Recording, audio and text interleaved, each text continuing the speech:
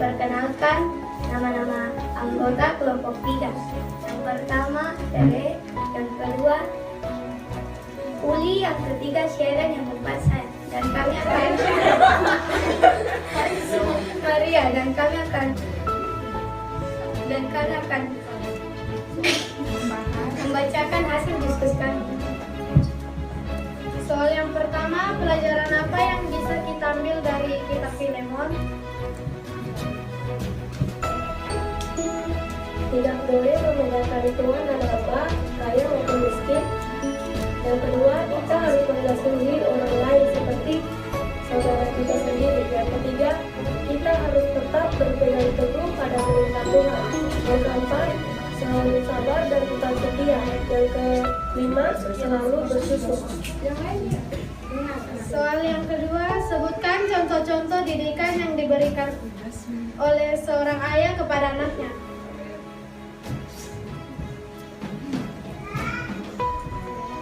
Yang pertama, harus berbuat baik kepada semua orang. Yang kedua, dengar kepada orang tua. Yang ketiga, rajin beribadah dan berdoa.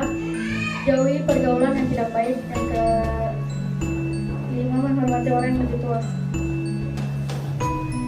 Sekian dan terima kasih. Kelompok 1 Marco dan kawan-kawan.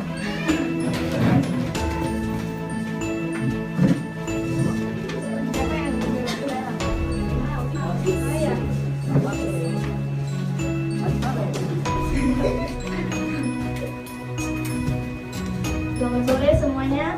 Sekarang kami akan mempresentasikan hasil diskusi kami. Kami akan membacakan nama anggota kelompok kami. Yang pertama Marco, Shirley, Sheila, Astika, dan Jane.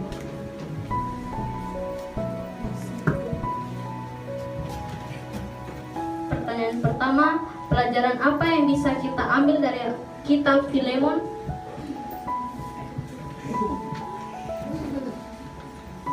Satu, selalu mengucap syukur karena aku mendengar tentang kasihmu kepada semua orang. Dua, kalau melakukan sesuatu harus dengan sukarela tanpa terpaksa.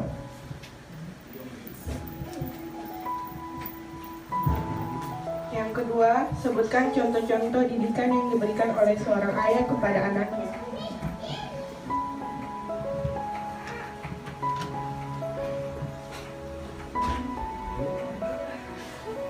Jawaban nomor 2, selalu berdoa saat mau melakukan kegiatan apapun.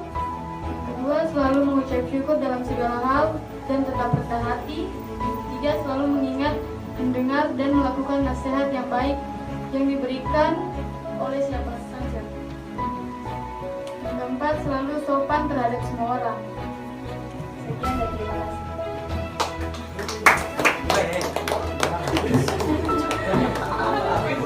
Dua, silakan maju untuk membacakan hasil diskusi kalian.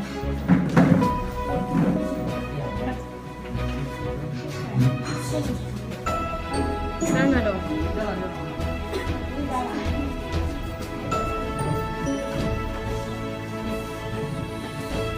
Ya, shalom dan selamat sore. Di sini kami akan membacakan hasil diskusi kami. Mulai dari Zoe.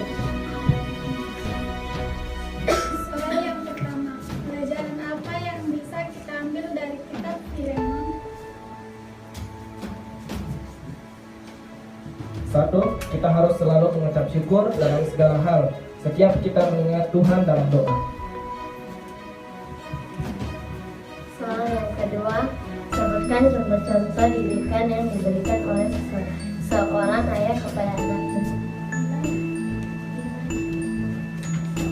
Jawabannya dengar-dengaran, percaya kepada Tuhan, rajin berdoa, rajin belajar, disiplin, jauhi hal-hal yang negatif, selalu membaca Alkitab, selalu menasihati dengan baik, selalu memberikan dukungan yang terbaik kepada kita. Sekian dan terima kasih. Katakan bahwa kita harus selalu mengucap syukur dalam segala hal. Begitu yang dilakukan siapa? Yang dilakukan oleh seorang rasul yang bernama Rasul Paulus, di mana yang kalian baca di dalam kitab Filemon itu menceritakan tentang apa? Rasul Paulus dia sedang di mana? Dia sedang di dalam penjara. Kira-kira menurut kalian kalau seseorang dia ada di dalam penjara, apa yang dia akan lakukan? Dia pasti bacot. Oh? Pasti dia akan banyak sungut-sungut. Karena di penjara itu kehidupan kita apa? Dibatasi. Kita harus ikuti peraturan yang ada di situ. Makan pun dibatasi. Kita bekerja di dalam situ itu semua diatur oleh aparat yang bertugas di situ. Jadi kalau seseorang yang hidupnya dia habiskan di penjara, kalau di penjara saat dia membunuh, saat dia mencuri, itu masuk akal. Tapi Rasul Paulus di penjara karena apa? Karena berita Injil. Nah, di mana dia tidak bersalah, dia cuma menyampaikan apa? Injil itu apa? Kekuatan Allah. Injil itu kebenaran yang harus dia sampaikan kepada orang-orang. Tetapi karena Injil tersebut dia harus masuk penjara. Tetapi dari dalam itu semua dia tetap apa? Dia tetap mengucap syukur. Jadi hal pertama yang tadi kalian bilang di hasil diskusi kalian, di mana tetap mengucap syukur di dalam segala hal. Jadi mulai saat ini kalau Kakak Titin lihat ada yang bersungut-sungut, awas ya. Karena kalian semua yang kalian sudah sepakat kalau mengucap syukur di dalam segala hal. Nah, selanjutnya hal yang kedua yang kalian lihat di dalam kitab Filemon, di sini kelompok 2 bilang kita harus cuma satu. Kelompok 2 cuma satu alasan, yaitu mengucap syukur. Kalau kelompok 3 bilangnya kita harus mengasihi orang lain seperti saudara kita sendiri. Kalau kelompok ini kelompok berapa ya? Kelompok 1 dikatakan bahwa kalau melakukan sesuatu itu harus dengan sukarela, tanpa terpaksa. Kira-kira datang ke ibadah nih, ada yang dapat paksa dari orang tua atau tidak? Tidak tak? Marco yang tulis ini baru Marco terpaksa gimana? Jadi pelajaran kedua yang kita ambil di sini, kita lihat dari yang contohnya kelompok 1 di mana melakukan sesuatu harus apa? Sukarela. Jadi kalau beribadah, kalau disuruh harus dilakukan dengan sepenuh hati. Di dalam Kolose 23 sahabat kita lihat. Kolose 3:23 di sana dikatakan lakukan segala sesuatu seperti untuk Tuhan dan bukan untuk manusia. Coba Ian buka di Kolose 3:23.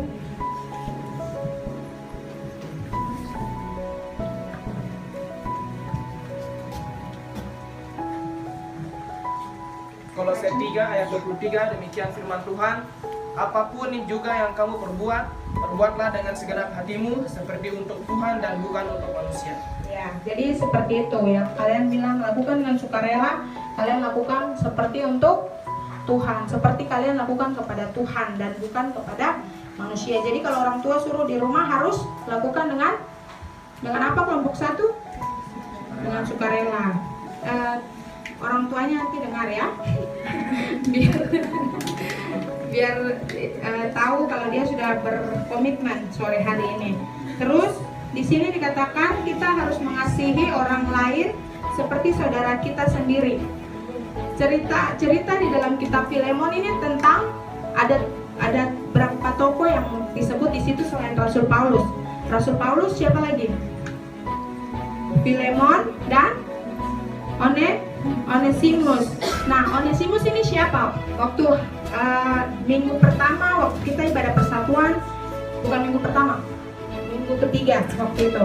Pas kita ibadah persatuan itu Om Gembala ulang itu cerita tentang Onesimus. Kenapa dia harus ada di dalam penjara juga sama-sama dengan Paulus? Karena dia apa? Kalian ingat dong pas waktu itu semua hadir toh? Pas di ibadah persatuan wilayah remaja perdana. Jadi Onesimus ini adalah seorang hamba di rumah Filemon. Tetapi dia berbuat salah, akhirnya apa? Dia masuk di penjara. Dan di sini Rasul Paulus katakan kepada Filemon untuk apa? Untuk menerima Onesimus. Kira-kira, karena ini masih contoh. Kira-kira kalau misalnya ada seseorang yang tinggal sama kalian, terus kalian punya HP yang kalian bawa kemana-mana, yang setiap bangun tidur pasti nomor satu pegang HP duluan, mau ke kamar mandi ada HP juga di kamar mandi, dimanapun kalian pergi pasti ada HP. Terus tiba-tiba orang yang tinggal sama kalian itu bawa HP, bahwa kalian punya HP, terus dia pergi hilang, tidak tahu di mana. Terus ada Bapak Gembala bilang begini, Marco, kau harus terima ibu ini sebagai seorang ibu di rumahmu. Kira-kira apa yang Marco lakukan? Apakah langsung oke om Gembala, kasih tidak apa-apa, sudah dia tinggal di satu rumah. Kira-kira seperti itu? Puji Tuhan kalau seperti itu. Jadi contohnya seperti itu. Jadi Onesimus ini adalah seorang hamba yang pernah berbuat salah kepada Filemon, dan pada saat itu dia sama-sama dengan Rasul Paulus ada di dalam penjara. Dan Rasul Paulus dia menginjili Onesimus. Pada saat dia menginjili Onesimus jadi berubah dari dia punya sifat-sifat yang mungkin sebelumnya dia adalah orang yang jahat, dia menjadi baik karena dia sudah diubahkan oleh Tuhan, dia sudah mengenal Injil Tuhan. Dan pada saat itu Rasul Paulus katakan kepada Filemon melalui suratnya bahwa Filemon harus menerima Onesimus sebagai rekan sekerja, teman. Dan apa yang dilakukan Filemon? Apakah dia membantah? Dia menerima. Jadi pelajaran yang kita bisa ambil dari kitab Filemon, selain kita tadi mengucap syukur kepada Tuhan, selain kita melakukan sesuatu, melakukan dengan sukarela, dengan sukacita seperti untuk Tuhan, hal yang berikut kita harus apa? Mengasihi sesama manusia, mengasihi orang yang baik sama kita itu gampang toh. Apalagi kalau dia suka kasih apa gitu, kasih ini hotspot, iya toh. Biasa anak remaja tuh kebutuhan utamanya kan hotspot. Biasanya tuh kalau dikasih pasti kita akan mengasihi dia, usahakan saya mengasihi kau sekali, saya sayang kau sekali. Tapi giliran dia kasih pasti bicara banyak dia toh. Nah, jadi hal yang berikut yang kita harus lakukan, yang kita bisa ambil dari cerita dalam kitab Filemon ini adalah kita harus mengasihi musuh kita. Walaupun mungkin dia pernah berbuat jahat sama kita, kita harus tetap mengasihi dia. Terus hal yang berikut lagi apa? Di sini dikatakan kita sebagai anak-anak Tuhan yang sudah ditebus oleh Tuhan, yang sudah menerima kasih karunia Tuhan, kita harus apa? Tetap percaya, kita harus berpegang teguh akan firman Tuhan, akan kasih Tuhan. Jangan sampai kita menyia-nyiakan karya Tuhan yang begitu besar di dalam kehidupan kita. Jadi kalau adik-adik remaja, kita semua, kakak-kakak pengurus, kita semua boleh ada, kita ada di dalam kasih karunia Tuhan, kita tetap tinggal di dalam kasih karunia Tuhan, kita tetap hidup menurut perintah Tuhan, supaya apa?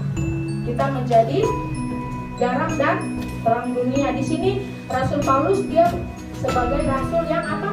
Menjadi berkat, menjadi teladan bagi orang-orang percaya yang hidup di zaman rasul-rasul. Jadi sebagai anak-anak Tuhan, kakak titin, adik-adik semua, kakak-kakak pengurus yang lain, kita semua sudah menerima kasih karunia Tuhan. Selayaknya, sepatutnya kita menghargai itu, dan hidup kita harus menjadi teladan buat orang-orang yang ada di akhir zaman ini. Walaupun mungkin susah, tetapi kita minta kepada Tuhan, minta Roh Kudus membantu kita untuk melakukan apa yang menjadi kehendak Tuhan dalam hidup kita.